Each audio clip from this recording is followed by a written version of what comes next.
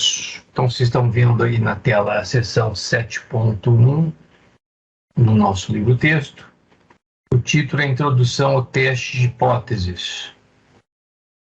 Então, o que é um teste de hipóteses? Os autores aqui, o Larson e Faber, dizem que o teste de hipóteses é um processo que usa estatísticas amostrais para testar uma afirmação sobre o valor de um parâmetro populacional. E depois eles falam sobre a utilização desse teste de hipóteses por pesquisadores da área de medicina, psicologia, negócio. Tá? Existem, vamos dizer assim, algumas aplicações básicas de teste de hipóteses. Uma é essa apresentada no livro-texto, que é a aplicação em pesquisa científica. Uma outra aplicação muito importante é a de avaliação periódica do desempenho de determinado produto ou serviço, ou seja, da qualidade de um determinado produto ou serviço, quando nos preocupamos em avaliar determinado parâmetro desse produto ou desse serviço. Ou seja, por exemplo, temos uma linha de produção que fabrica chapas, e essas chapas têm que ter uma resistência mecânica mínima. Por exemplo, uma resistência ao impacto de sei lá, X quilograma-força por centímetro quadrado.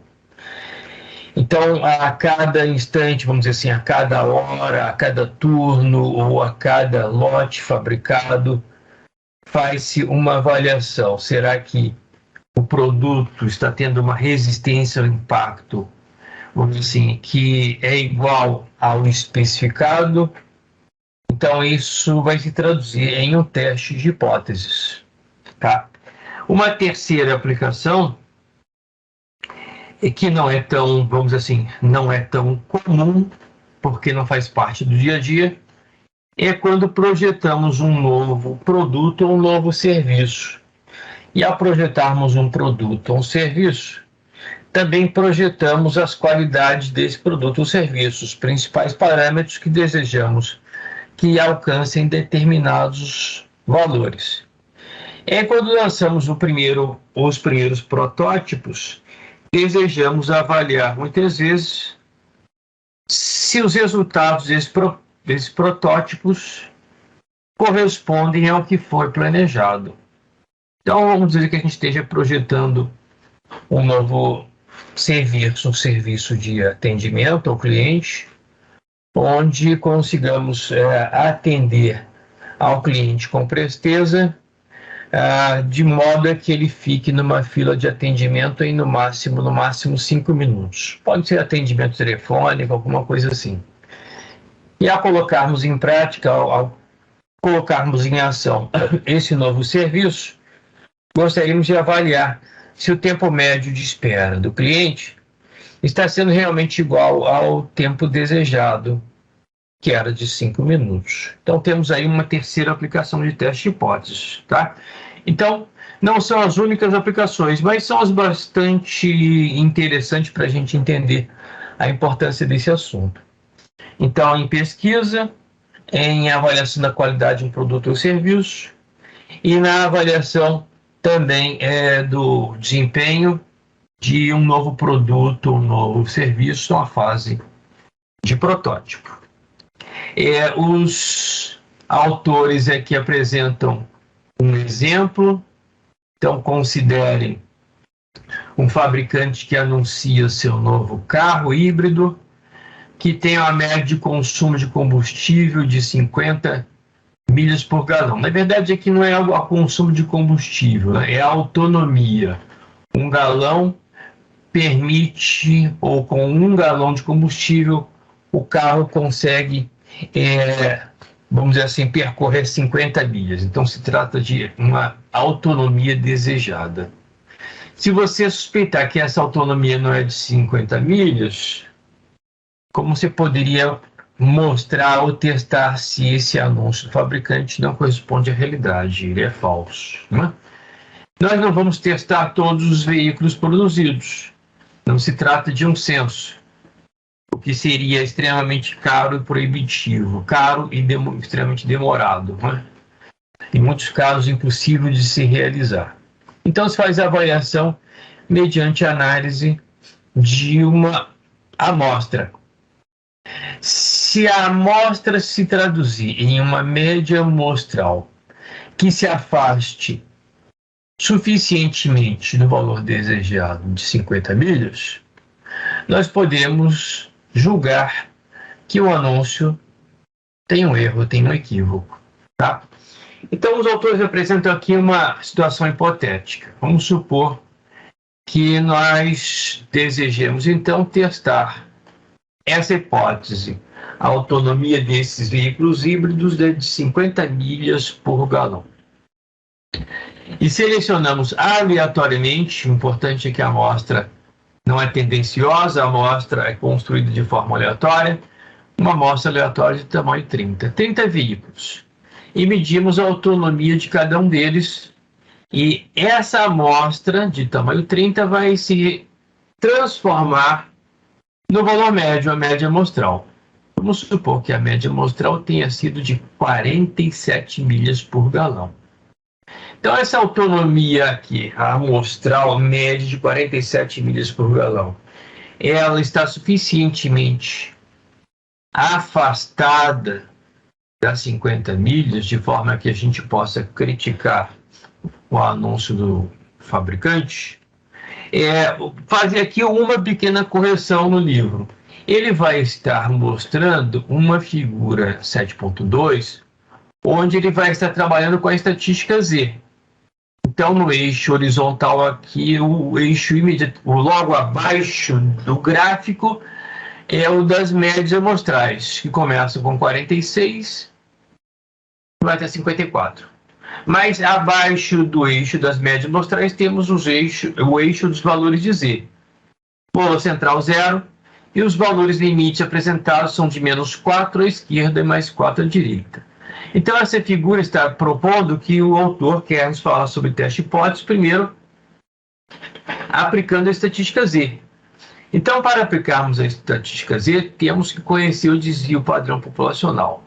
Então, aqui tem um pequeno errinho no livro. Ele diz: você obtém uma média amostral de 47 milhas por galão com um desvio padrão amostral de 5,5 milhas por galão. Onde é que está o erro? Considerem que 5,5 milhas por galão é o desvio padrão populacional, é o sigma.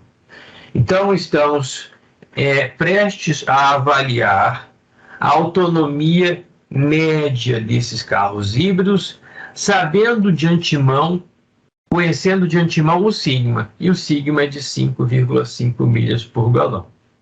Tá?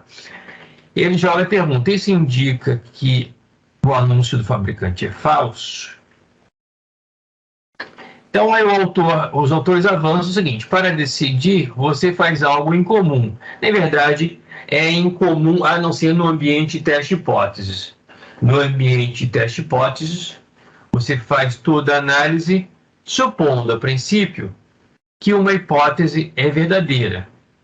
E essa hipótese é a de igualdade.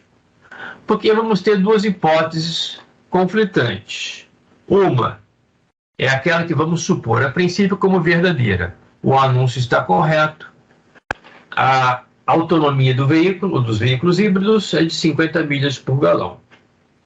A hipótese conflitante, vamos considerar que a hipótese conflitante seja, por exemplo, de que a autonomia é inferior a 50 milhas por galão. E aí nós ficaríamos insatisfeitos com esse anúncio, com esse produto. Tá? Então, para decidir, primeiro, vamos supor que o anúncio está correto. Ou seja, que a média, o Mi representa a média populacional, é 50 milhas por galão. E aí, então, examinamos, vamos dizer assim, a nossa cabeça tem que pensar agora com relação a, vamos avaliar a hipótese observando o comportamento de uma amostra de tamanho 30. Como é que se comportam as médias amostrais para amostras de tamanho 30, supondo-se que essa hipótese seja verdadeira e considerando-se que o desvio padrão populacional é conhecido, 5,5. O que nós sabemos do teorema do limite central é que as médias amostrais para amostras de tamanho 30, essas médias amostrais, elas vão ter o desvio padrão dessas médias, o erro padrão, sendo igual ao sigma dividido por raiz quadrada de n, que dá um valor muito próximo de 1. Na verdade, dá 1,004. Então, o desvio padrão das médias amostrais será igual a 1. E supondo que a hipótese μ igual a 50 ela é verdadeira, nós podemos construir essa curva que aparece na figura 7.2, que é a curva das médias amostrais para amostras de tamanho 30. O valor central, o 50, que é a média populacional. Ou seja, a média das médias amostrais se igualaria a 50, supondo-se aquela hipótese de igualdade verdadeira. E o gráfico aqui apresenta à esquerda um pontinho correspondendo à média amostral 47. Esse valor de 47 ele tem que se transformar em um valor de z. E o correspondente valor de z é igual a menos 3. O valor de z é 47, a média amostral, menos o μ, a média populacional, supondo-se a hipótese de igualdade verdadeira. E essa distância 47 menos 50 dividido por esse erro padrão, que é igual a 1. Isso se traduz em um valor de z igual a menos 3. Ou seja, a média amostral está afastado do valor hipotético, 50, está afastado em 3 desvios padrão. Nós já sabemos de capítulos anteriores que essa distância é significativamente grande. Então, a conclusão lógica que os autores apresentam aqui é de que, considerando que retiramos corretamente uma amostra aleatória, a conclusão lógica é de que o anúncio provavelmente é falso. Se essa hipótese μ igual a 50 for verdadeira, esse evento de retirar uma amostra de tamanho 30, que resulta numa média amostral igual a 47, pode ser tratado como um evento incomum, um evento improvável ou muito pouco provável de ocorrer. E por isso, então, temos condições de ir contra a afirmação do anúncio. Tá? Então, essa é a apresentação inicial do que seria um teste de hipótese e aonde ele poderia nos levar. Vou aproveitar ainda esse exemplo para mostrar o seguinte. Os autores dizem aqui, ainda nesse parágrafo, que a probabilidade de se obter uma média amostral de 47 ou menos é de aproximadamente 0,0013. Que probabilidade é essa? Essa seção 7.1 vai apresentar o conceito de valor P. Mas observem, ou lembrem, que se nós temos um valor de Z calculado, e estamos observando, ou querendo observar, qual é a probabilidade de termos uma média amostral de 47 ou menos que 47, nas condições apresentadas nesse teste. Essa probabilidade ela é lida na tabela de distribuição normal padronizada. Então, o que os autores estão dizendo aqui, de uma certa forma, é que a área à esquerda de um Z igual a menos 3 corresponde à probabilidade de se obter uma média amostral de 47 ou menos. E essa área, vocês podem conferir depois, vai ser de 0,0013. Eu vou aproveitar aqui o molde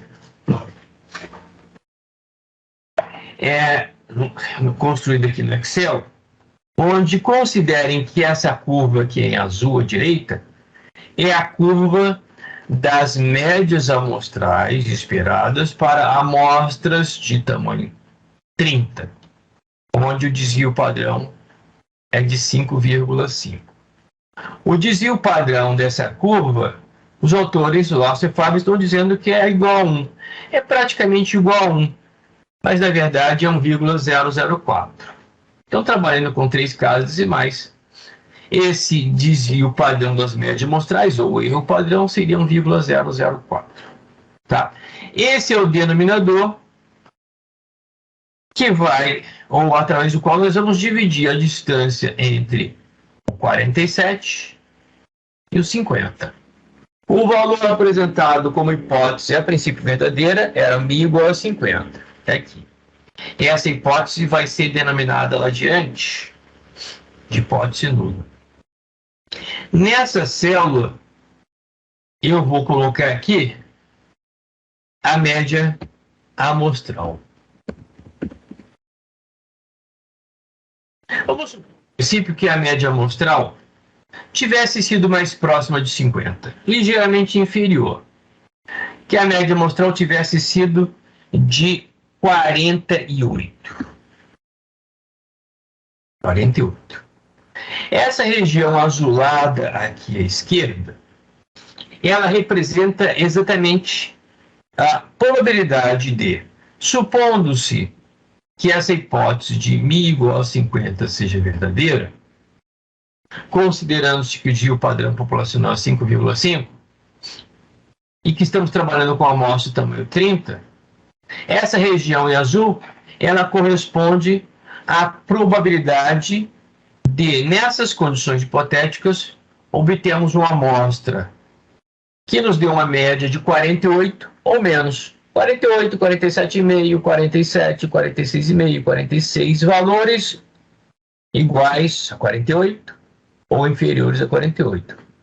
Então, essa área aqui à esquerda, a gente lê na tabela de distribuição normal padronizada. Basta que tenhamos o valor da estatística Z. E esse molde está dizendo que com 2 casas decimais, esse valor de Z é igual a menos 1. Com 3 casas decimais, na verdade é menos 0,996. Mas se vocês observarem uma tabela de distribuição normal padronizada, ela vai trabalhar com valores de Z com 2 casas decimais. Então, para valores de Z, o valor de Z igual a 1, a área à esquerda, vocês podem observar na tabela de distribuição normal padronizada, e vão observar que essa área é próxima de 15,87%, 0,1587. Então, essa é a probabilidade de, nessas condições hipotéticas, obtermos amostras com média 48 inferior. Essa probabilidade de 15,87 não é uma probabilidade pequena. Na estatística, nós consideramos que probabilidades pequenas são de 5% para baixo. Vamos colocar agora um valor, ainda não 47, mas 47,5. Estamos usando do valor central, 50. Desculpe. 47, ela estava com 48. Sim. Onde é que está o erro aqui?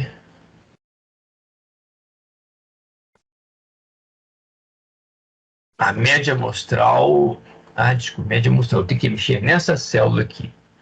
Média das médias amostrais, eu não devia ter apagado. Vou apagar. Vou reativar. Aqui, na verdade, é a média das médias amostrais. Estou corrigindo. Que é o erro padrão. Tá? Então, aqui eu tenho a média das médias amostrais. O padrão, conhecido como erro padrão. Então, eu apaguei aqui a fórmula, era o sigma, o desvio padrão populacional, dividido a raiz quadrada do tamanho amostral, do 30. O valor que era apresentado no livro-texto, com 2 casas decimais. Com 3 eu tinha dito que era 1,004. Então, o erro padrão é 1,004. Tá? A média amostral, voltando aqui ao valor 48,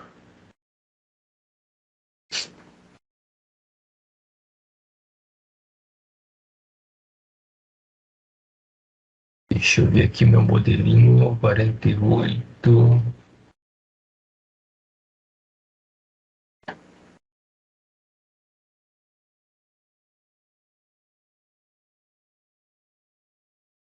Eu vou fechar esse arquivo e reabrir, é melhor.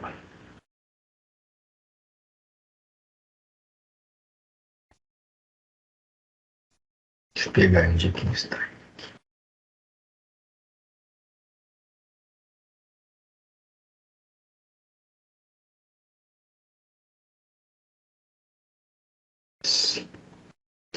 Deixa eu ver se é esse aqui. Isso, vamos voltar aqui, vamos voltar. Então, o desvio padrão 50, desculpe, o valor da hipótese número 50, o desvio padrão populacional 5,5, tamanho amostral 30. Essa média das médias amostrais seria, na verdade, o valor central dessa curva, né? Ou seja, a gente considera que todas as amostras de tamanho 30 resultariam cada uma com uma média amostral diferente, mas a média das médias amostrais tenderia a se igualar aos 50. O erro padrão que eu tinha apagado, então, era o sigma dividido por raiz de n, ou seja, o 5,5 dividido por raiz de 30. Ok? Então, nessa célula aqui, eu vou voltar ao 48. Agora sim.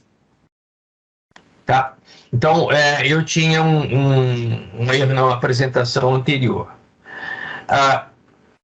O valor 48, supostamente sendo a média de uma amostra, esse valor está afastado dos 50 a 2 desvios padrão de média amostrais, ou 2 erros padrão. Deixa eu colocar aqui o erro padrão.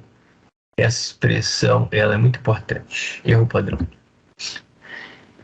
Então, 48 está abaixo de 50 e está afastado a 2 erros padrão.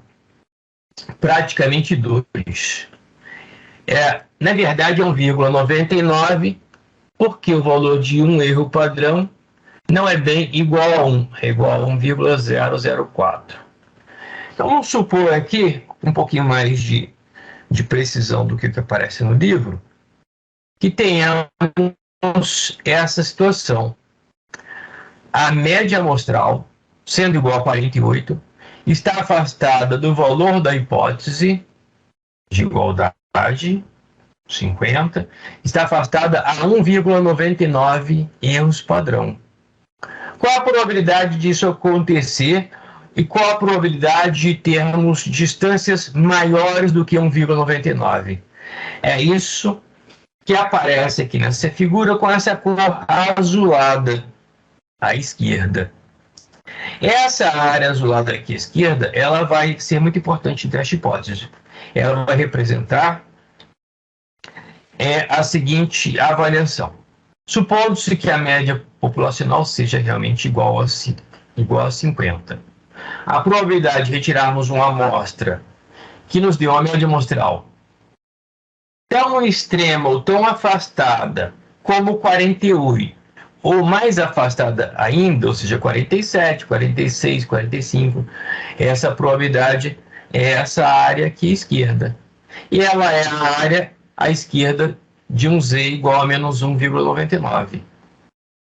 Se vocês forem buscar na tabela z, então, essa área em valores unitários deve ser 0,0233. Em valor percentual, 2,33%. A probabilidade de termos uma amostra que nos dê uma média mais afastada ainda vai ser menor. O livro apresenta o 47. Professor, Vamos avançar um pouquinho para o 40. Sim? você pode repetir Diga. o que o senhor falou, se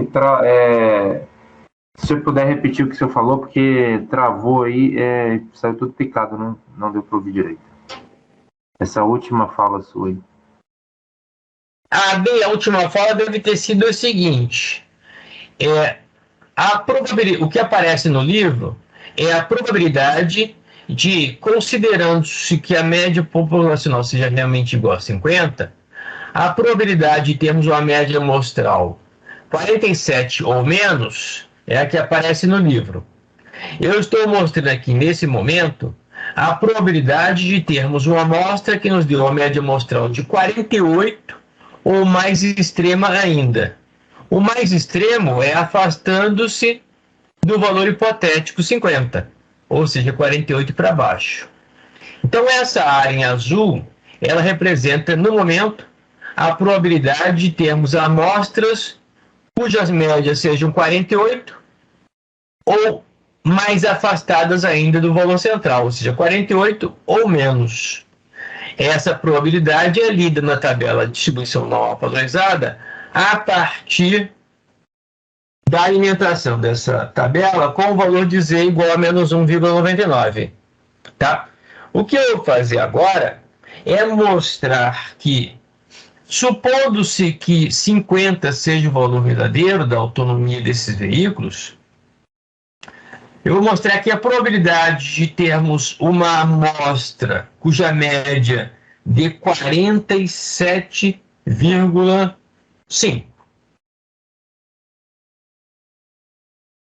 Essa região azulada ficou tão pequena que eu vou expandir aqui.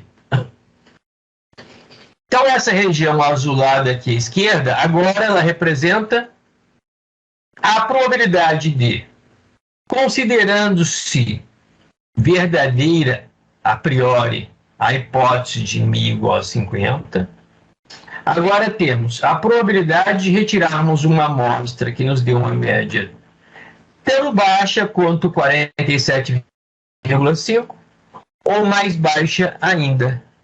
Essa probabilidade em percentual 0,64%. Em valores unitários, 0,0064. Então, observem depois na tabela de distribuição normal padronizada qual é o valor da área à esquerda de um Z igual a menos 2,49. Mas eu vou agora jogar o valor de 47, que é o valor que aparece no livro. E a região azul aqui, ela praticamente está invisível. Nós nem conseguimos mais enxergar.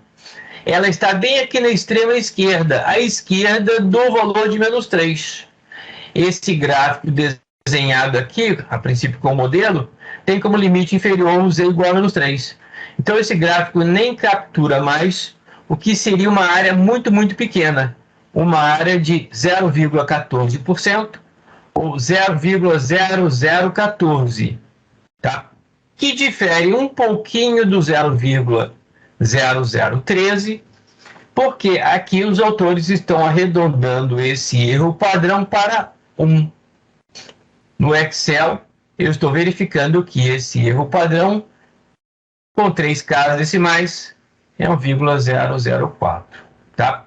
Mas o que eu queria mostrar é que, se eu estou supondo a princípio que aquela hipótese μ igual a 50 é verdadeira, eu tenho que, vamos dizer assim, observar, analisar, tenho que acompanhar o seguinte comportamento esperado das médias amostrais. A probabilidade de eu retirar uma amostra cuja média de 49 ou menos é bem grande. É de 15,87.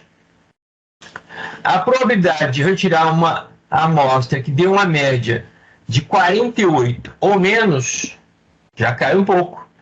É de 2,33%. A probabilidade de eu retirar uma amostra que me deu uma média de 47,8 cai um pouco mais ainda. É de apenas 1,43.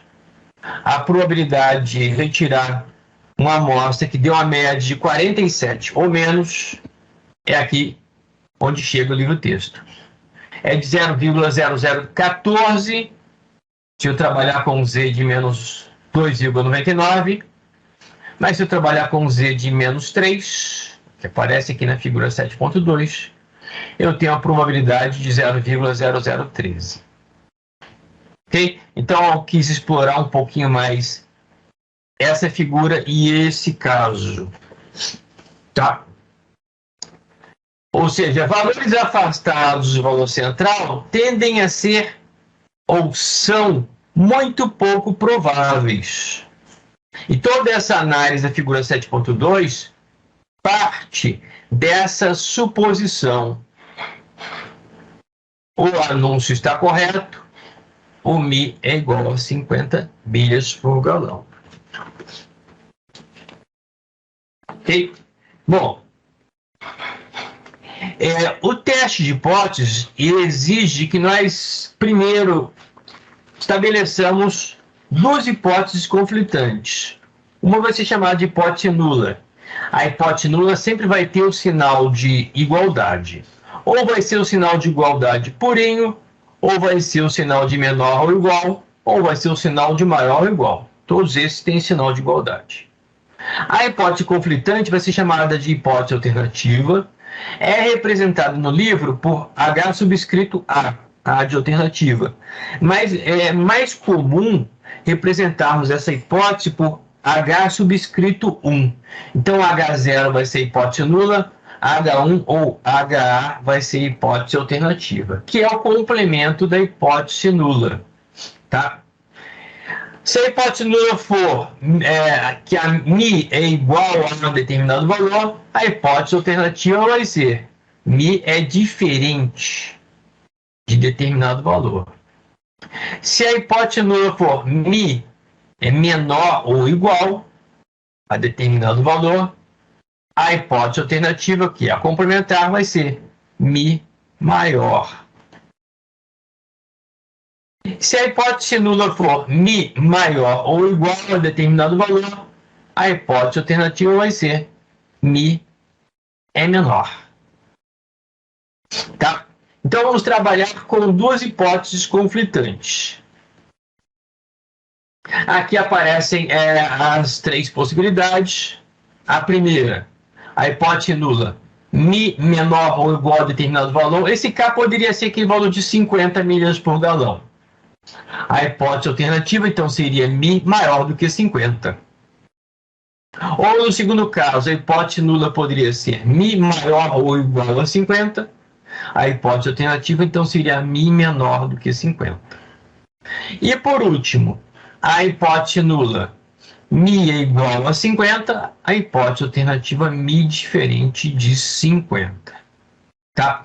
Os autores aqui não se preocuparam, no início, em dizer em qual caso cai o problema apresentado ali da autonomia dos veículos. Tá?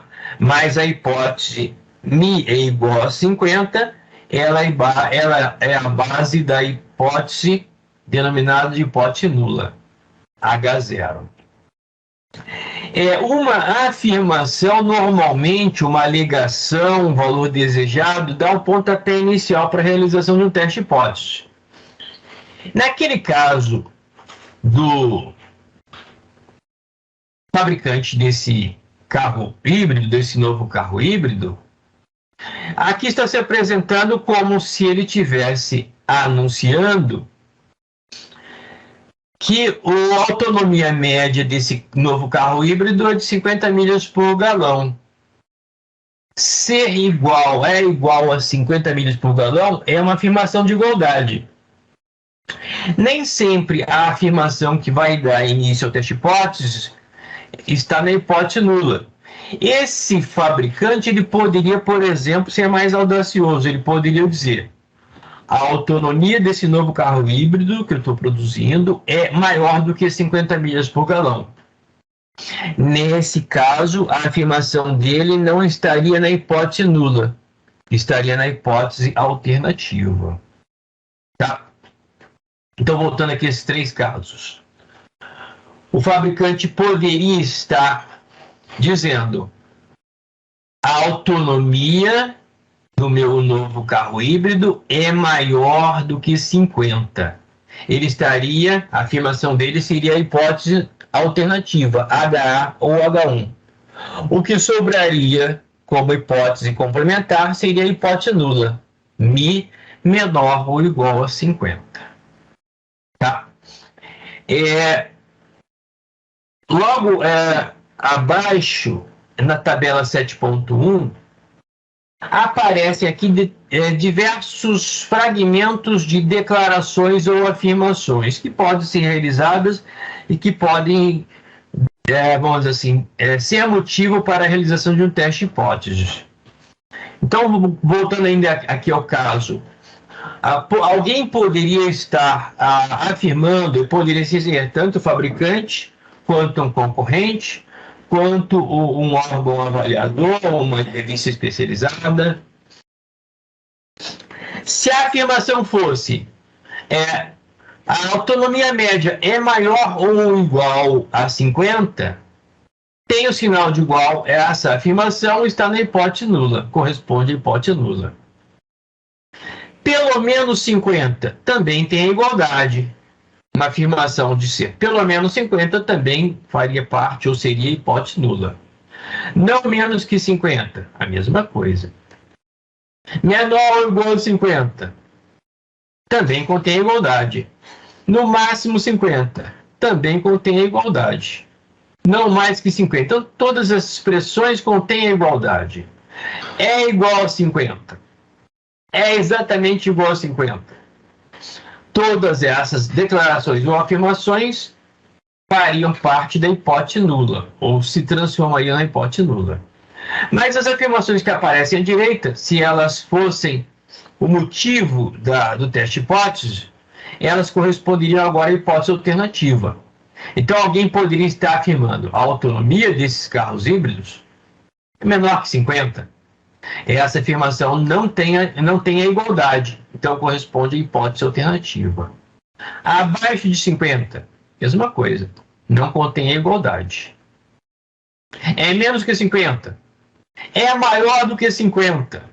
É o que eu tinha comentado agora há pouco. O fabricante poderia ter afirmado a autonomia desses veículos híbridos é maior do que 50 milhas por galão. Então, neste caso, a afirmação dele, a declaração dele, corresponderia à hipótese alternativa. Ok?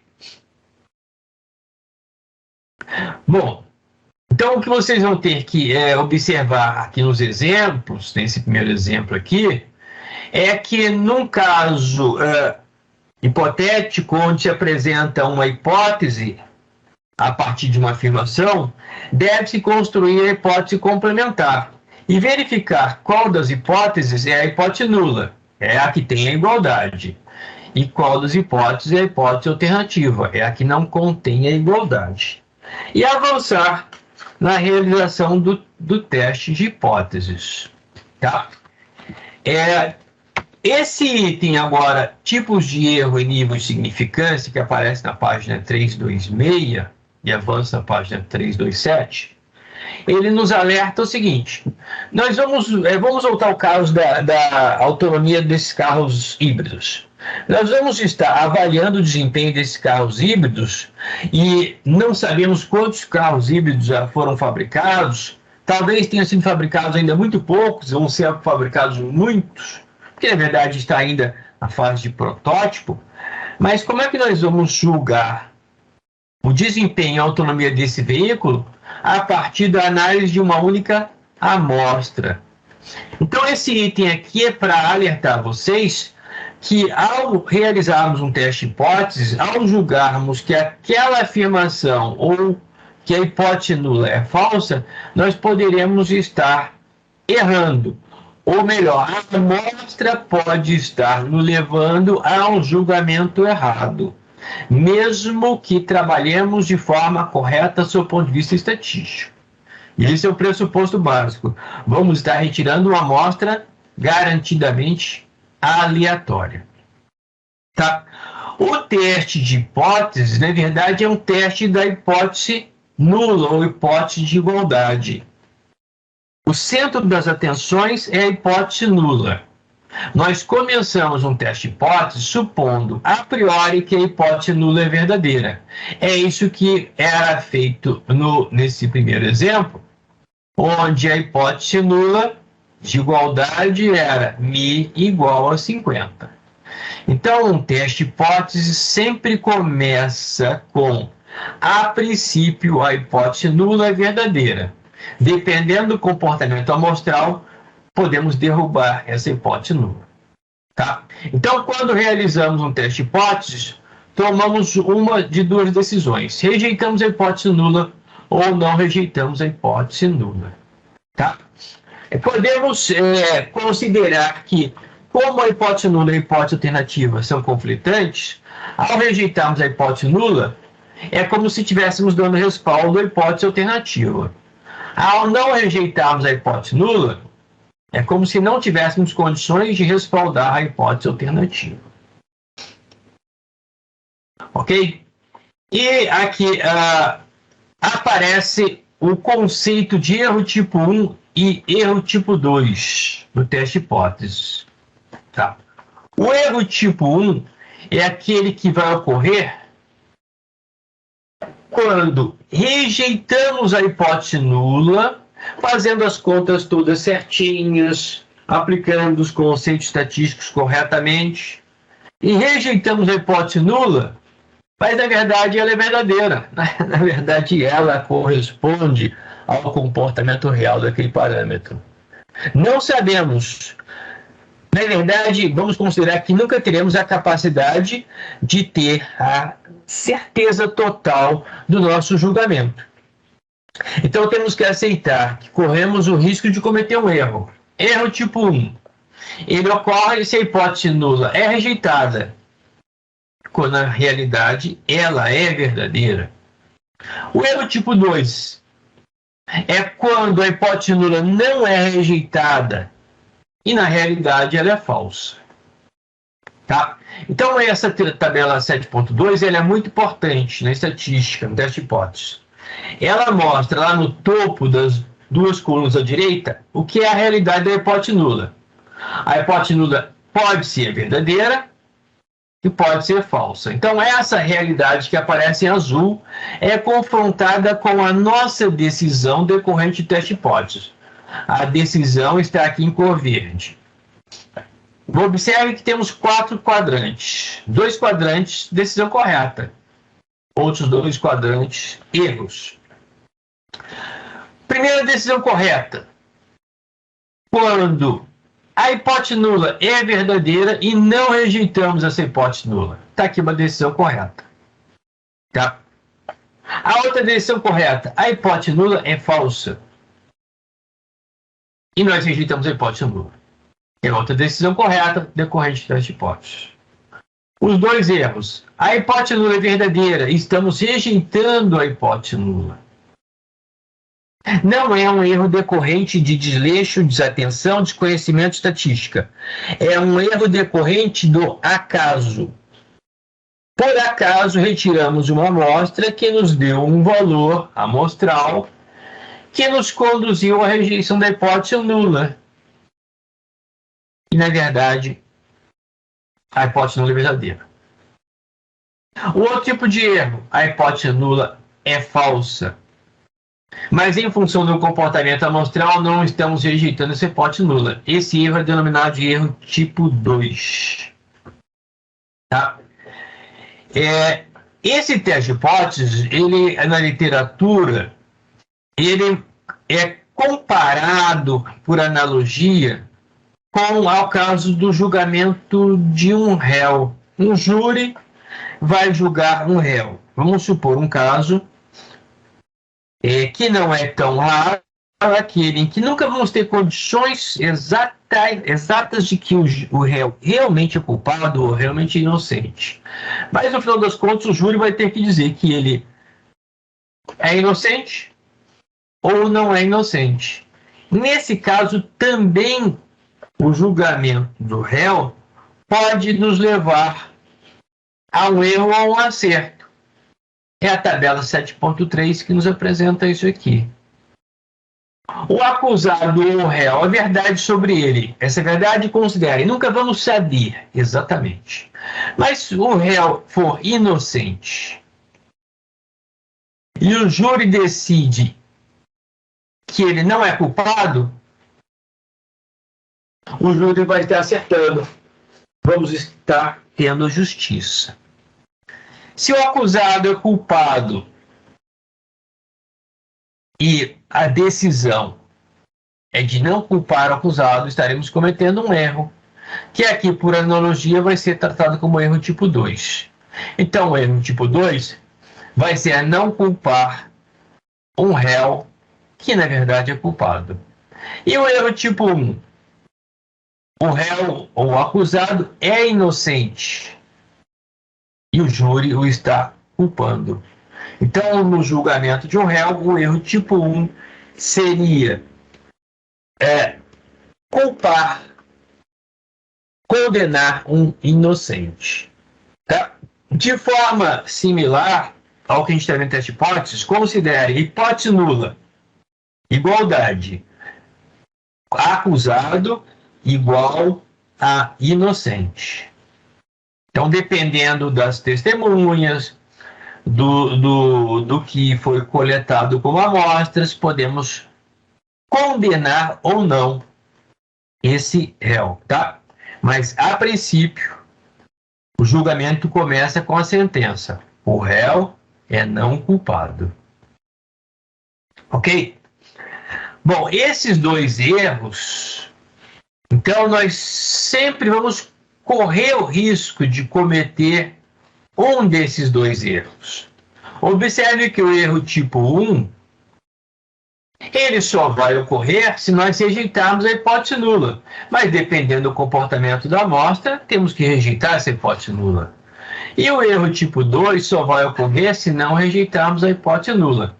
Mas dependendo do comportamento amostral, nós temos que muitas vezes não rejeitar aquela hipótese nula. Tá? O que os autores aqui apresentam logo abaixo é um conceito chamado de significância, que é representado pela letra alfa. Tá? De forma preliminar, o que vai ser a significância? A significância vai ser, estabelecemos previamente no nosso teste hipótese, por exemplo, perante esses 4 quadrantes, estabelecemos previamente o seguinte: sabemos que o risco de cometermos o erro tipo 1 sempre vai existir.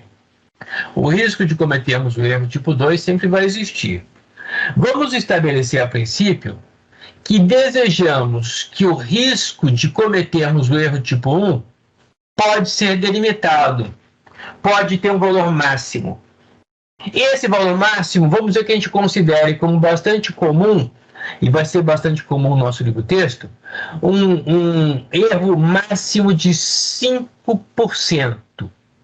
5% seria o nosso risco máximo de cometer o erro tipo 1. Ou seja, retirei uma amostra aleatória, vou fazer o meu julgamento. Se eu rejeitar a hipótese nula, a minha chance de estar errada é de no máximo 5%. Eu posso pré-estabelecer esse valor máximo de risco de cometer o erro tipo 1. Esse valor máximo, ele vai ser apresentado aqui sob a denominação de significância ou alfa. Tá? Esse valor de alfa, nós já vimos ele de forma rápida em itens anteriores. O que eu posso lembrar aqui no momento? É que construímos em aulas anteriores intervalos de confiança. Estabelecemos que queríamos construir um intervalo com 90% de confiança, com 95% de confiança e assim por diante. O alfa, ou significância, é o complemento da confiança. Então, se nós desejamos que o nosso risco de cometer o erro tipo 1 seja de no máximo 5%, basta que nós estabeleçamos. Vamos realizar o teste hipótese e o nosso alfa vai ser de 5%. a nossa significância vai ser de 5%. Se estivéssemos construindo um intervalo de confiança, esse alfa de 5% corresponderia ao nível de confiança de 95%. Tá? Então, fazendo aqui rapidamente um esboço, deixa eu fazer um desenho. Deixa eu fazer aqui meu quadro. A área abaixo da curva, vamos pensar primeiro na curva de distribuição normal padronizada. A curva de distribuição normal padronizada. A área abaixo de uma curva é probabilidade. A probabilidade total é 100% ou 1. Quando estabelecemos, por exemplo, o alfa vai ser uma área extrema, ou a extrema esquerda, ou a extrema direita, ou em ambos os extremos. Então, vamos dizer que eu estabeleça um determinado teste de hipóteses que o alfa vai ser de 5%. Esse alfa vai ser uma área, por exemplo, em determinado teste de hipóteses, a área extrema esquerda. E o nível de confiança é o complemento, 95%. Podemos ter isso, como podemos ter o alfa localizado à extrema direita. E o nível de confiança é o complemento. Como também podemos ter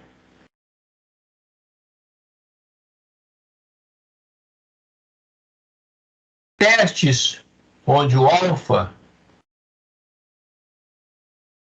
ele vai estar dividido da seguinte forma: metade à esquerda, metade à direita. Então, metade do alfa à esquerda, 2,5%, metade do alfa à direita, 2,5%. E o nível de confiança, essa área central. Tá? Então, embora os autores não tenham feito esse comentário, talvez ele não seja necessário no momento, eu aproveito para apresentar esse complemento. O nível de significância estabelecemos previamente. E é bastante comum estabelecermos um nível de significância de 5%, que é o mais comum nos livros de teste de hipóteses, de estatística, mas podemos estabelecer previamente o nível de significância de 1% ou de 10%. Tá? O que nos leva a optar por um nível de significância menor é um desejo de levar ao valor mínimo o risco de cometermos o erro tipo 1. Os testes de hipóteses, os livros de teste de hipóteses se concentram, a princípio, no estabelecimento prévio desse risco máximo de cometer o erro tipo 1, o alfa. Mas os autores aqui comentam, no quadro aqui, o Entenda, o quadro à direita, que existe também uma letra do alfabeto grego que vai estabelecer, ou que vai corresponder, vai representar o risco de cometermos o erro tipo 2. O risco de cometermos o erro tipo 2 é representado pela letra beta. Tá? Então, alfa, risco do erro tipo 1. Beta, risco de cometermos o erro tipo 2. Ok? Deixa eu ver aqui, eu vou colocar aqui como complemento mais, antes desse assunto de valor P. Isso, antes de chegar ao valor P. Vou mostrar aqui mais um outro caso. Erro tipo 1, erro tipo 2. Eu vou colocar aqui um outro exemplo, uma outra situação, que aparece, deixa eu ver onde é que aparece aqui a contaminação do frango, página 328, 328, exatamente isso aqui, identificando os erros tipo 1 e tipo 2. Então, vou explorar um pouquinho mais esse exemplo número 2. Tá? Então, sempre estamos propensos a acertar ou a errar no teste de hipótese. Ok? Vamos, então, ver o exemplo número 2. O limite aceito por esse Departamento de Agricultura dos Estados Unidos para a contaminação por salmonela no frango é de 20%. O inspetor de qualidade, valor unitário 0,2, né? O inspetor de qualidade de carnes informa que o frango produzido por uma empresa excede os limites estabelecidos por esse departamento. Então, o inspetor está informando que o frango produzido por uma empresa excede o limite de 20%. Então, aqui temos uma afirmação desse inspetor. Você realiza um teste de hipótese para determinar se a afirmação do inspetor de qualidade de carnes é verdadeira. Quando ocorrerá um erro tipo 1, quando ocorrerá um tipo 2. Erro tipo 2, tá? Erro tipo 1 só vai ocorrer se eu rejeitar a hipótese nula, sendo ela verdadeira. A hipótese nula é a de igualdade. Igualdade em termos de contaminação por salmonela no frango ser igual a 20%. Então, o erro tipo 1, ele vai ocorrer quando o nível de contaminação for igual a 20% e eu julgar, a partir da análise da amostra, de que o nível de contaminação não é de 20%. Esse é o erro tipo 1. O erro tipo 2 ocorre quando o nível de contaminação não é 20%, a hipótese nula está sendo, vamos dizer, ela é falsa e eu não estou rejeitando essa hipótese nula. Então, ocorre o erro tipo 2 quando o nível de contaminação é diferente de 20%, mas eu julgo que não seja diferente de 20%. Deixa eu ilustrar um pouco melhor. Mostrando agora aqueles 4 quadrantes para essa situação. A hipótese nula, voltando antes ao nosso caso aqui. O problema de contaminação por salmonela no frango deve ser o seguinte: se essa contaminação for menor do que 20, não tem problema. O problema é quando é maior do que 20, quando a contaminação é grande. Então, eu vou jogar a seguinte situação. A hipótese nula, a proporção de contaminação é igual a 20, colocar em valores unitários, mas pode ser menor.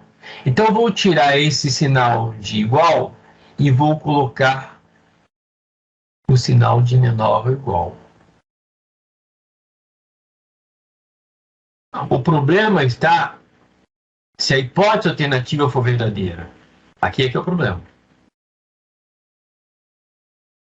O teste de hipóteses começa considerando a priori como verdadeira essa hipótese aqui.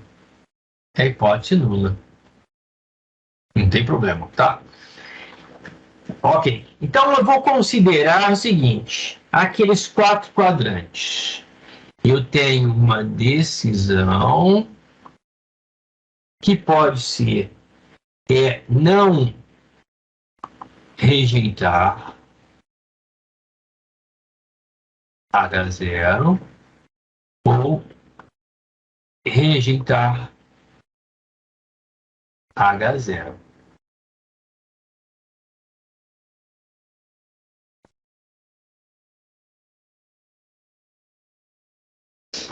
E tenho o seguinte, eu tenho o que é a realidade? O que é a realidade? Nunca teremos certeza da realidade. A realidade, a hipótese nula é verdadeira.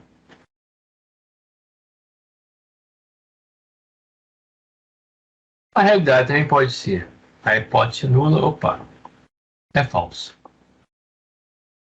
A hipótese nula é falsa. Tá? O que é hipótese nula? P menor ou igual a 0,2. O problema de contaminação não existe. Tá? A hipótese nula é verdadeira. Vamos supor. Essa é a realidade. E não rejeitamos a hipótese nula. O que é que estamos dizendo? Que aquele frango está com nível de contaminação satisfatório. E quando realmente satisfatório. Temos aqui um acerto. Vamos supor a outra realidade. A hipótese nula é falsa. O nível de contaminação é maior do que 20%. Tá? E não estamos rejeitando a hipótese nula. Aqui cometemos um erro. Ou caímos num erro. O erro tipo 2. Qual o problema desse erro tipo 2? O nível de contaminação está alto, maior do que 20%. E não estamos condenando aquele produto, aquela remessa de frango. Tá? Seria tipo 1, não? Ah? Eu não entendi. Não, eu tava pensando aqui que seria tipo 1, não entendi por que é tipo 2, me confundi. O que é o erro tipo 1? Rejeitar a hipótese nula quando ela é verdadeira. Olha a decisão aqui, coluna esquerda. Rejeitar a hipótese nula, está aqui, quando ela é verdadeira. Então, onde é que está o erro tipo 1?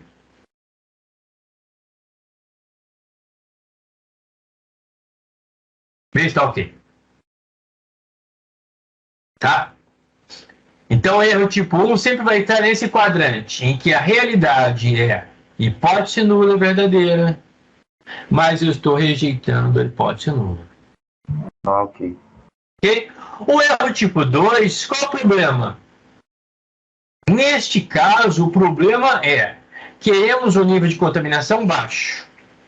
O limite deve ser 20%, 0,2. E a realidade, se a realidade for, a hipótese nula é falsa, o nível de contaminação é alto. Não estamos rejeitando a hipótese nula. Então, estamos julgando que o nível de contaminação está satisfatório quando não está. Esse erro tipo 2, ele aparece em livros de qualidade, em livros de estatística da qualidade. Esse erro tipo 2, ele aparece muitas vezes com a denominação de risco do consumidor. Tá? Ou seja, está se aprovando um produto que não está satisfatório, não está adequado. E o erro tipo 1, por sua vez, o nível de contaminação não é maior do que 20%, na verdade é menor ou igual a 20%, ou seja, a hipótese nula e verdadeira, e estamos rejeitando a hipótese nula. O erro tipo 1 é aquele, então, estamos condenando aquele lote de frangos quando o nível de contaminação dele é satisfatório. Aqui temos muitas vezes a expressão risco do fabricante. Do produtor ou fabricante, tá? Produtor ou fabricante. Então, risco do produtor e risco do consumidor. Ok? Então, essas expressões aparecem muitas vezes na literatura de estatística da qualidade. O que os estatísticos dizem? Que se você aumentar o risco de cometer o erro tipo 1, você diminui o risco de cometer o erro tipo 2, e vice-versa. A única forma de diminuirmos simultaneamente os dois riscos é aumentando o tamanho amostral. Então, se tivermos condições de tempo e financeiras de trabalhar com um tamanho amostral maior, ao aumentar o tamanho amostral, diminui simultaneamente os dois riscos de cometermos tanto o erro tipo 1 quanto o erro tipo 2. Mas se houver uma delimitação, ou seja, não dá para aumentar o tamanho amostral ad infinito. se houver uma delimitação, ou seja, o tamanho amostral não pode ultrapassar determinado valor. Ao estabelecermos esse tamanho amostral, no final das contas, temos que avaliar em determinado julgamento como esse, qual o risco mais importante, qual o risco que devemos ter mais atenção, tá? Ok? Em termos éticos, o risco mais importante aqui, o mais grave, é o risco do consumidor. O erro tipo 2 é um erro mais grave. Aprovarmos um frango com nível de contaminação excessivo. Ok? Muitas vezes podemos realizar esse teste hipótese estabelecendo previamente: olha, queremos trabalhar com o alfa, um risco de cometer o erro tipo 1 de no máximo 5%.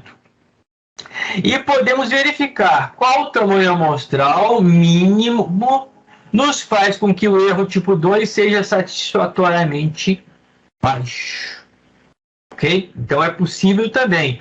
Estabelecemos previamente o valor do risco do erro tipo 1, que eu vou colocar aqui agora uma letra de cor azul. Esse risco do produtor, ele corresponde ao nosso alfa. E o risco do consumidor corresponde ao beta. Então, se nós estabelecemos previamente que vamos fazer uma avaliação dessa produção de frango com relação à contaminação, e se estabelecemos previamente que vamos trabalhar com alfa de 5%, isso significa que, se rejeitarmos a hipótese nula, se rejeitarmos aquele lote de frango, queremos que o risco de estarmos errando seja de no máximo 5%. É assim que trabalhamos ao estabelecermos o tal do alfa ou significância. Tá? Os autores vão estar dizendo que o valor do risco beta é de difícil cálculo. Realmente é de difícil cálculo. Eu mostrei para vocês, aqui no ambiente do Teams, um conjunto de vídeos sobre diversos conceitos associados a teste hipótese. Eu vou ver se eu separo algum vídeo, se não tiver, que fale sobre o cálculo desse risco beta. Tá? Mas, pelo menos a princípio, considerem: eu posso diminuir esse risco beta, mesmo que eu estabeleça a priori um risco alfa máximo desejado de 5%. Para que eu diminua o valor do risco beta, quando eu amarro o valor do risco alfa, eu tenho que aumentar o tamanho amostral. Aumentar o tamanho amostral faz com que o valor do risco beta diminua. Ok?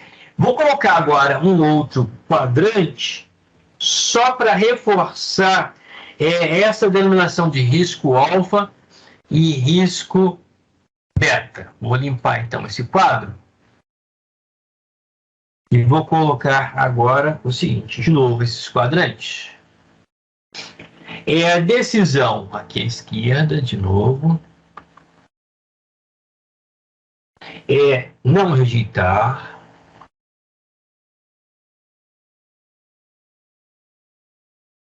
H0 ou rejeitar H0.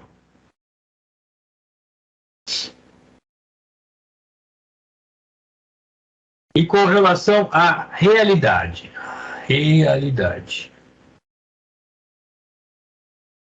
Primeira, a hipótese nula é verdadeira. Segunda, a hipótese nula é falsa. Já sabemos que temos dois quadrantes de acerto e dois quadrantes de erro. Hipótese nula é verdadeira, estamos rejeitando. Aqui temos o nosso erro, tipo 1. O risco de cometermos esse erro tipo 1, ele é conhecido como risco alfa, ou simplesmente alfa.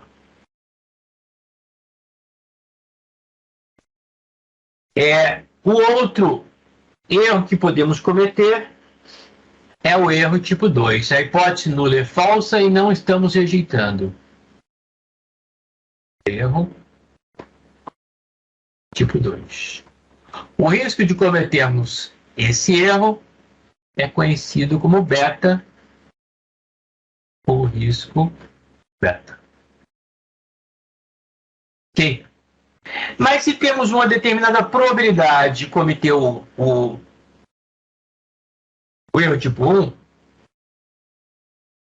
sendo a hipótese nula verdadeira, é porque o complemento corresponde a uma outra probabilidade. Se a hipótese nula for verdadeira, por exemplo, e eu rejeito a hipótese nula, eu tenho ali um determinado risco que eu posso pré-estabelecer. Eu quero que seja no máximo 5%. E o complemento de 5% é 95%. Esse complemento está associado ao acerto. Que acerto é esse? A hipótese nula é verdadeira e eu não estou rejeitando. Eu posso dizer que a chance de eu estar acertando, quando a hipótese nula é verdadeira, eu não rejeitar, essa probabilidade de estar acertando é o complemento do alfa. Esse complemento do alfa é conhecido como confiança. É o nível de confiança com o qual trabalhamos. O confiança é 1 menos o alfa. Então, se trabalhamos com o alfa de 5%, é porque estamos trabalhando com o nível de confiança de 95%. Isso significa que se a hipótese nula for verdadeira, o nosso risco de cometer o erro tipo 1, vamos estabelecer 5%. Qual será a chance de acertarmos? 95%. Tá? Se a hipótese nula for falsa, se essa for a realidade, a chance de errarmos vai ser igual ao valor do beta. Então, qual é a chance de acertarmos? É o complemento. E o complemento vai aparecer com a denominação de poder. Poder do teste hipótese. O que é o poder do teste hipótese? É a capacidade que esse teste hipótese nos leva ou nos faz rejeitar a hipótese nula quando ela é falsa. Um teste potente, então, nos facilita nesse julgamento. Olha, vamos rejeitar a hipótese nula, quando na realidade era falsa. Tá? Então, o poder do teste hipótese é uma medida de probabilidade de rejeitarmos a hipótese nula quando ela é falsa. O poder é o complemento do beta. Então, o poder vai ser 1 menos o beta. Tá? Então, se por exemplo, o alfa, estabelecermos previamente que o alfa é igual a 0,05, é porque o complemento, o nível de confiança, é a 0,95. Então, ao estabelecermos o alfa, estamos estabelecendo o nível de confiança do nosso teste hipótese. Então, o teste confiante é aquele que nos dá uma chance maior de não rejeitar a hipótese nula quando ela é verdadeira. E o que é um teste potente? Um teste potente é aquele teste que nos dá uma chance satisfatória de rejeitar a hipótese nula quando ela é falsa. Se, por exemplo, vou lançar aqui então um valor hipotético. Se, por exemplo, um determinado teste de hipóteses tem o alfa igual a 0,05 e tem o beta que nós teríamos calculado de alguma outra forma, o beta sendo de 0,08, supostamente, tá? Isso vai significar que o poder desse teste é de 92%.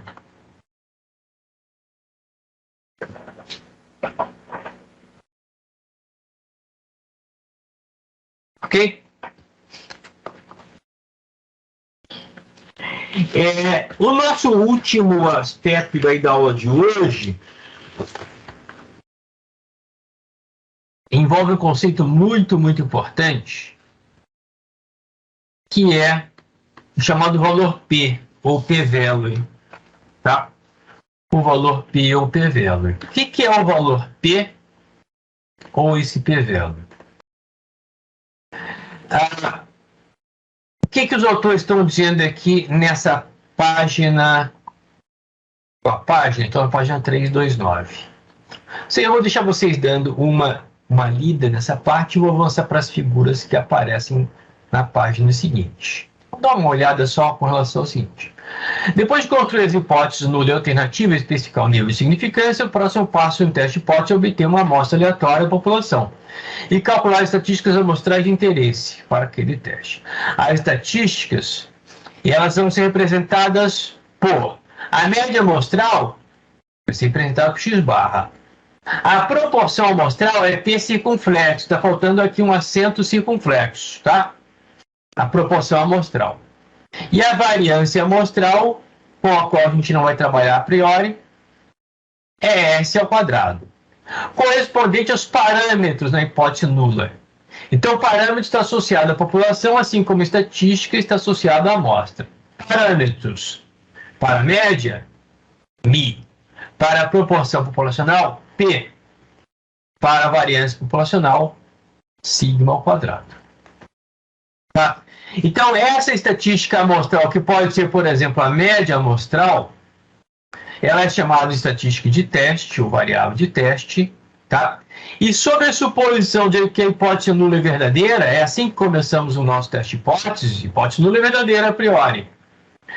O valor calculado da estatística teste, o valor específico da estatística teste, ele é depois transformado em uma estatística teste padronizada. O que vai ser uma estatística padronizada? Vai ser a estatística Z, com a qual já trabalhamos, ou vai ser a estatística T, também com a qual já trabalhamos. Tá? Não vamos trabalhar, por enquanto, com Q quadrado. Então, vamos trabalhar transformando, por exemplo, a média amostral, x barra. Ao ser confrontado com o valor da hipótese nula, vamos transformar essa média amostral em uma estatística teste padronizada, que vai poder ser tanto a estatística Z, quando conhecermos o desvio padrão populacional, ou vai ser a estatística padronizada T, quando não conhecermos o desvio padrão populacional. Tá? O que os autores vão estar dizendo? Que a próxima etapa vai ser transformar essa estatística padronizada, Z ou T, por exemplo, em uma outra medida que vai ser apresentada aqui como valor P ou P-value.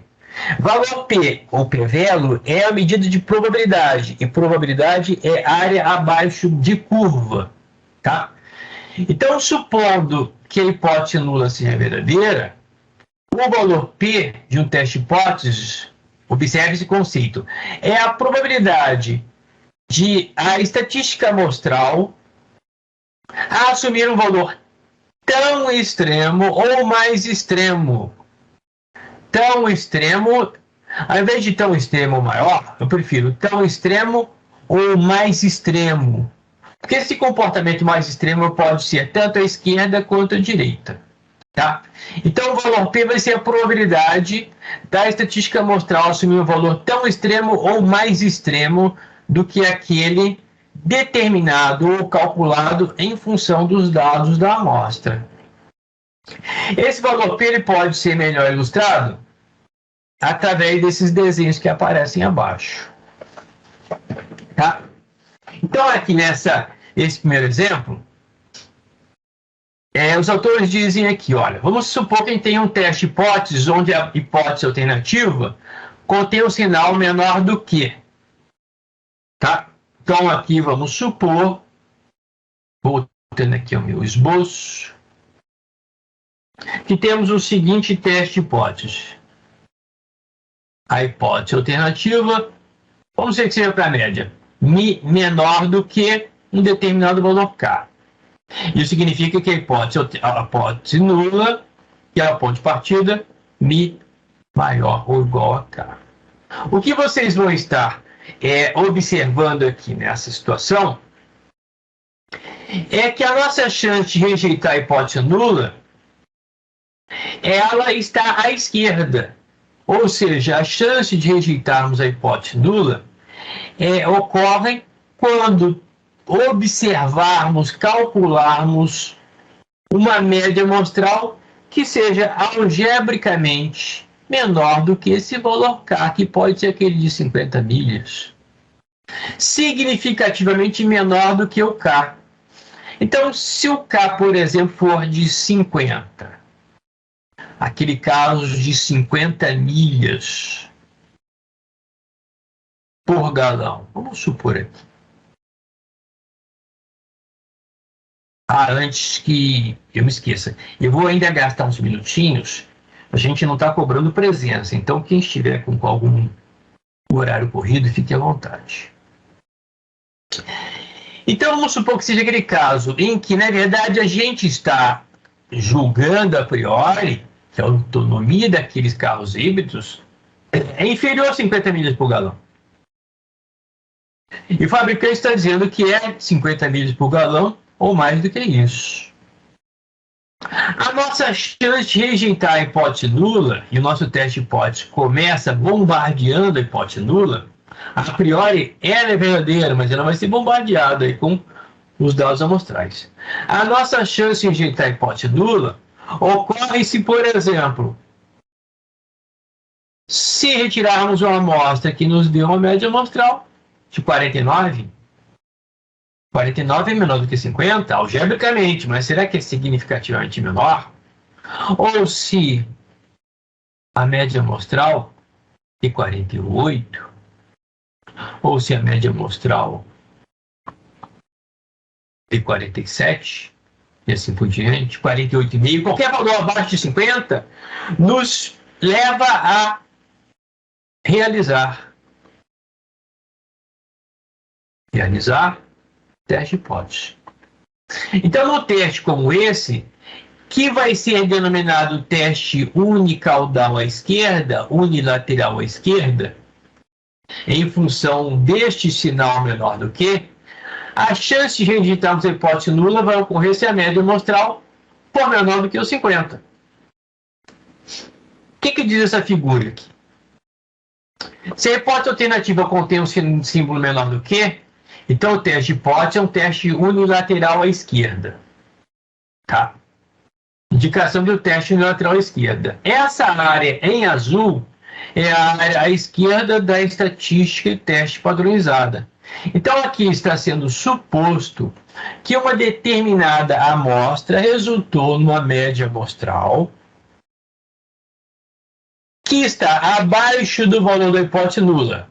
E está a uma distância do valor da hipótese nula, a uma distância em valores de Z.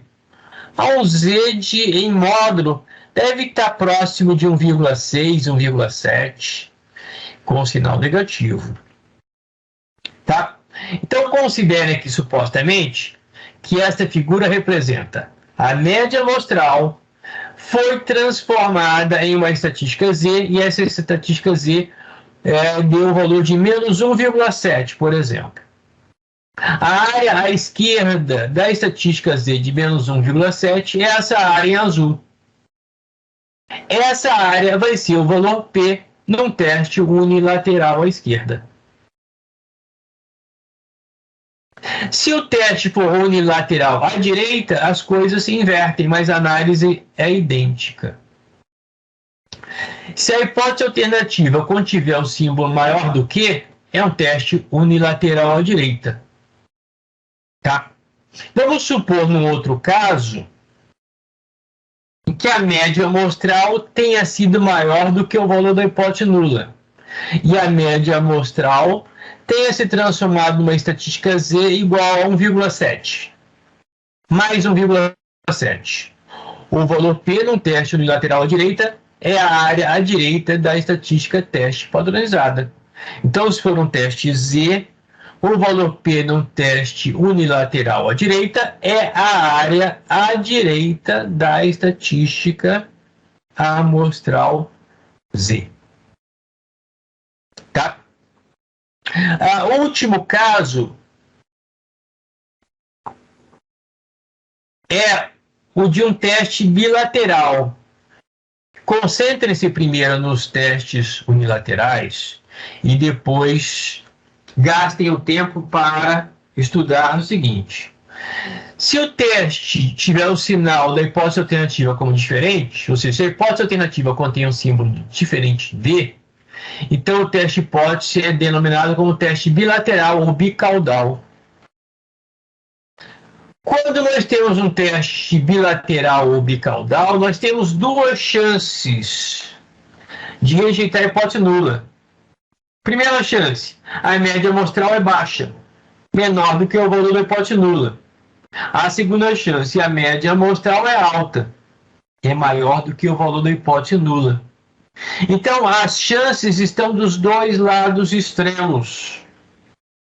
E aí, neste caso, o valor P vai ser a área observada em função da estatística Z, essa área multiplicada por 2, duplicada.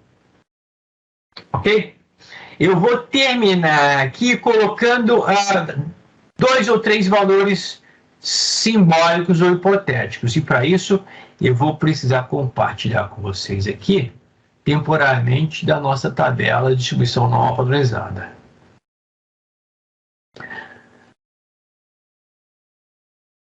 Temos aqui valores negativos e valores positivos de Z. Vamos supor, então, primeiro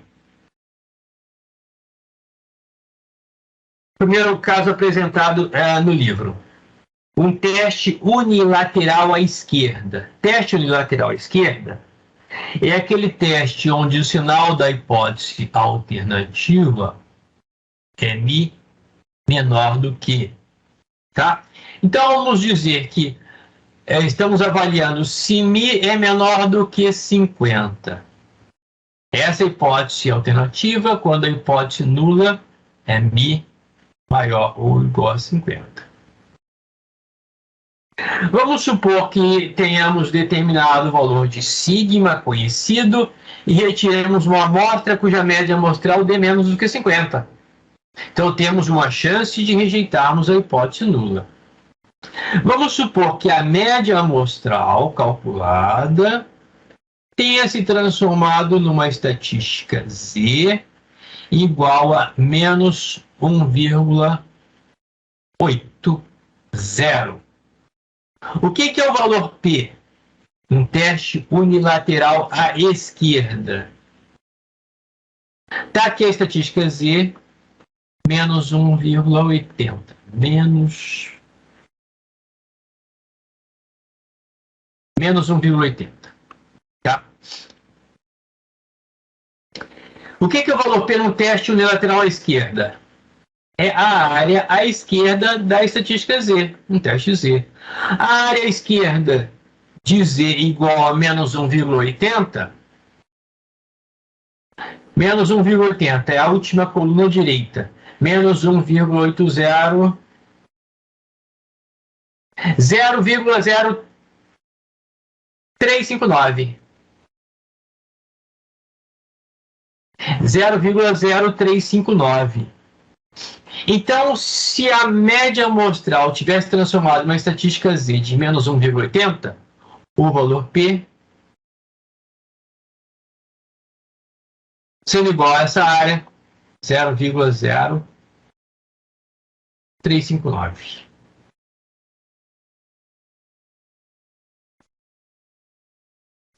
Vamos considerar agora uma outra situação. Um teste unilateral à direita, onde a hipótese alternativa estaria sendo Mi maior do que 50.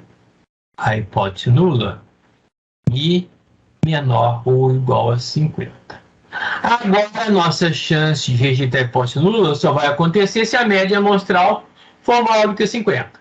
Vamos supor, então, que nós tenhamos retirado uma amostra cuja média amostral, sendo transformada em Z, tenha nos levado a um Z igual a mais 1,85.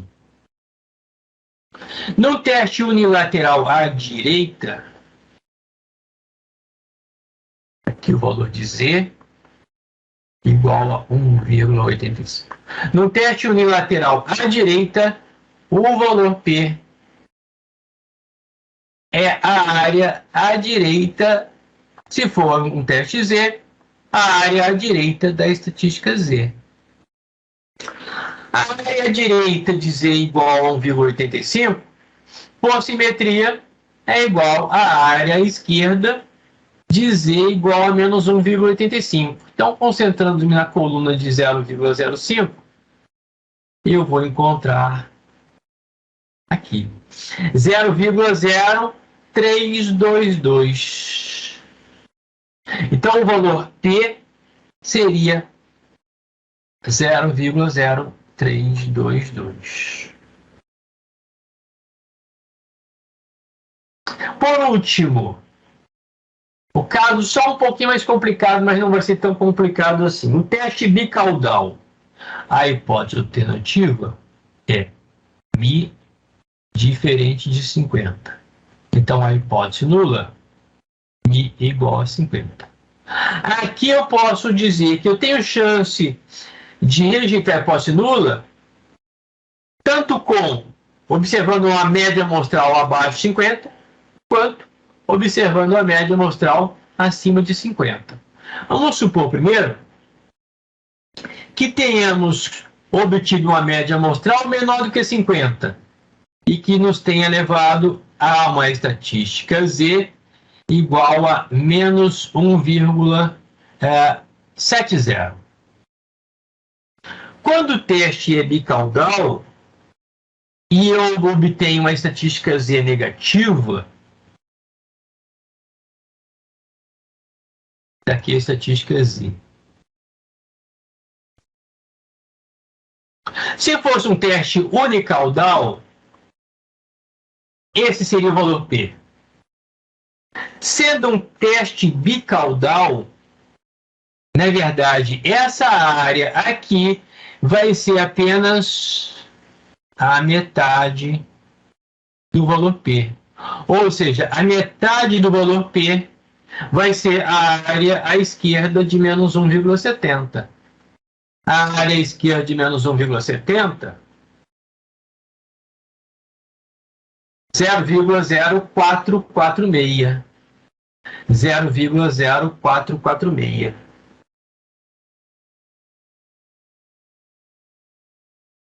Por quê? A outra metade do valor P está lá do lado direito. Meio valor P.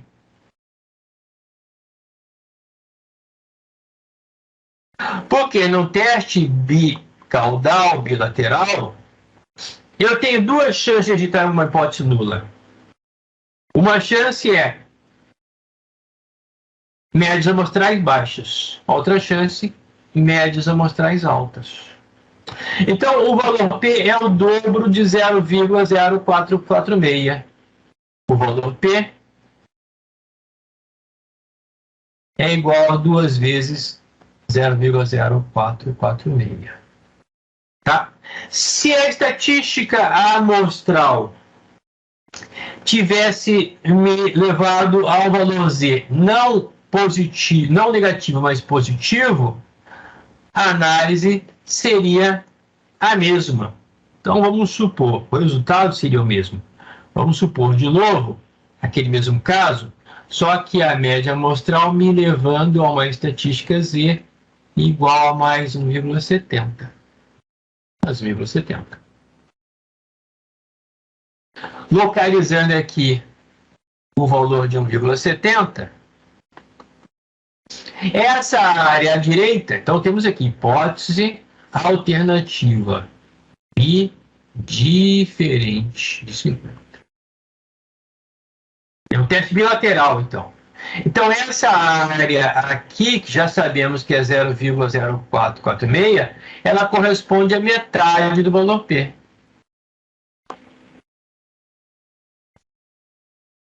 A outra metade de mesmo valor está lá à esquerda.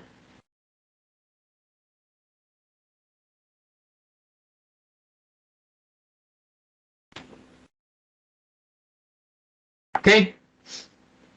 O que vocês vão observar no fechamento desse assunto na seção 7.1 é que esse valor P ele vai servir para uma primeira forma de tomar decisão no teste de hipóteses. E a regra vai ser bem simples. Se o valor P for menor ou igual àquele valor de alfa ou significância, nós rejeitamos a hipótese nula. De outra forma, eu diria que o valor P, se ele for pequeno, eu rejeito a hipótese nula. Se o valor P for maior do que o alfa, ou seja, se o valor P for grande, eu não rejeito a hipótese nula. Então, essa é a primeira regra básica de decisão de um teste de hipótese com base no valor P. O valor P é comparado com alfa. Se o valor P for menor que o alfa, menor ou igual, rejeito a hipótese nula. Se o valor P for maior do que o alfa, eu não rejeito a hipótese nula. Ok?